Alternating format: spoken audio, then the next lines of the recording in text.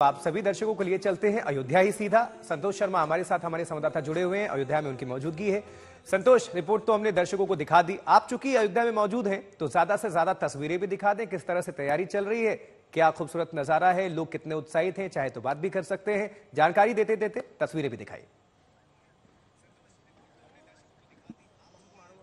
देखिए, बिल्कुल अयोध्या राम की और राम अयोध्या के, और जैसे जैसे 22 जनवरी की तारीख सामने आ रही है, अयोध्या सज रही है, अयोध्या संवर रही है। चारों तरफ आपको सजावट के और तमाम विकास कार्य चल रहे हैं, लेकिन लोग भी राम की धुन में गा रहे हैं, बजा रहे हैं। कुछ स्कूली बच्चे मुझे मिल गए यहाँ पर घूमने के लिए। तो क्या गा रहे थे आप लोग, जरा फिर से गुनगुनाइए तो।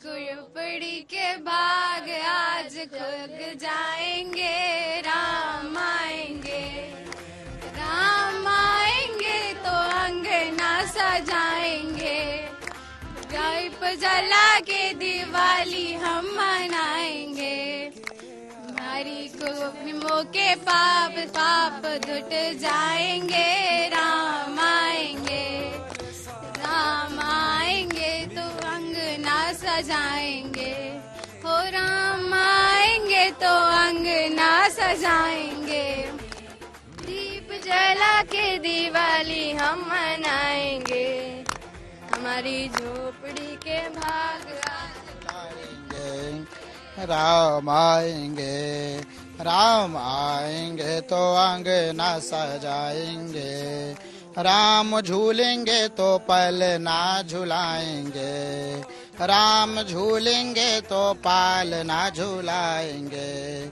मीठे मीठे भजन हम सुनाएंगे, मीठे मीठे भजन हम सुनाएंगे, मेरे जिंदगी के सारे पाप मिट जाएंगे, राम आएंगे, राम आएंगे तो अंगना सजाएंगे, राम आएंगे तो अंगना सजाएंगे, मैं तो रुचि रुचि भोग लगाऊंगा, हम रुचि रुचि। ये तमाम लोग हैं जो अयोध्या के दर्शन के लिए आए थे।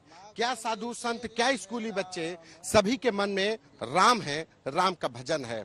और जरा सा हम इस समय पर सरयू के किनारे, जो कहा जाए कि ऐतिहासिक जो अयोध्या की पहचान है, वहां पर देखिए कि शुरू से ही सुबह से लोग स्नान कर रहे हैं, फोटोग्राफी करने के लिए लोग आ रहे हैं। तो ये एक बड़ी चीज है कि अयोध्या सज रही है, संवर रही है। अयोध्या के लिए 22 जनवरी की तारीख किसी दीपावली से कम नहीं होगी। बिल्कुल संतोष, निश्चित तौर पर दीपावली से कम नहीं है, ऐतिहासिक है और अपनी अपनी आस्था है, अगाध आस्था है, देख पा रहे हैं। और ये भी जरूरी हो जाता है कि प्रभु श्री राम ने जो हमें मार्ग दिखाया है उनके आदर्शों पर चले।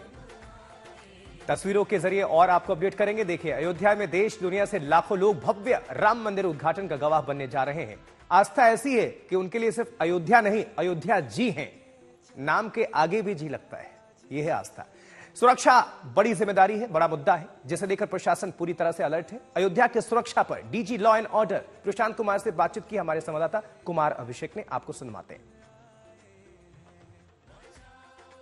सर, एक चीज ये है कि सुरक्षा की जो व्यवस्था है, जिसमें सीसीटीवी है, जिसमें स्कैनर्स हैं, जिसमें ड्रोन है, आपके कंट्रोल रूम्स हैं, तो ये किस तरह की व्यवस्था है, इसके बारे में अगर थोड़ा आप बता सकें। ये एक जो परिसर होगा वो एक सुरक्षा योजना के तहत ही उसकी सिक्योरिटी गवर्न होगी। उसके अलावे अगल बगल के इलाकों में भी पर्याप्त सीसीटीवी कैमरा इत्यादि लगाए जाएंगे ताकि किसी तरह की घटना दुर्घटना नहीं होने पाए। उस तरह से मैन पावर के साथ भी उसको सप्लीमेंट किया जाए। क्या कोई इस तरह का स्कैनर की भी बात की जा रही है कि फेस स्कैनर होगा, श्रद्धालु या दर्शनार्थी जाएंगे तो उनके फेस को स्कैन किया जाएगा? इन तमाम चीजों के बारे में भी कुछ स्पेसिफिक जानकारी है क्या? वो जो उसकी सुरक्षा योजना है परिसर की, उस कॉम्प्लेक्स की जहाँ की मंदिर बन रहा है, उसकी एक सुरक्षा योजना में सभी चीजें समाहित हैं। सर, एक सवाल और है कि अयोध्या ने देखा है कि टेरर अटैक अपने ऊपर झेला है 2007 के आसपास, तो आपके पास इसका भी फुल प्रूफ प्लान है क्या कि किसी तरह का कोई टेरर अटैक ना हो, या किसी तरह कोई इनपुट आपके पास कभी आया? क्योंकि अयोध्या सबसे सेंसिटिव है। नहीं, जिस समय ये घटना हुई थी उसके बाद से जिन्होंने गड़बड़ी करने की कोशिश की वो भी ढेर किए गए थे। और उसके बाद भी अभी आपने देखा होगा कि पिछले 6-7 सालों में सभी पर्व त्योहार और जो महत्वपूर्ण स्नान इत्यादि हुए हैं, 2019 में महाकुंभ का भी आयोजन हुआ था जो कि दिव्य भव्य और सुरक्षित था। हम उस तरह की व्यवस्था कराएंगे कि हमारी सुरक्षा के सारे चीज़ें वहाँ इंटैक्ट रहें और साथ ही साथ ऐसी सुविधाएं दी जाए कि आने वाले श्रद्धालु उसको याद रखें।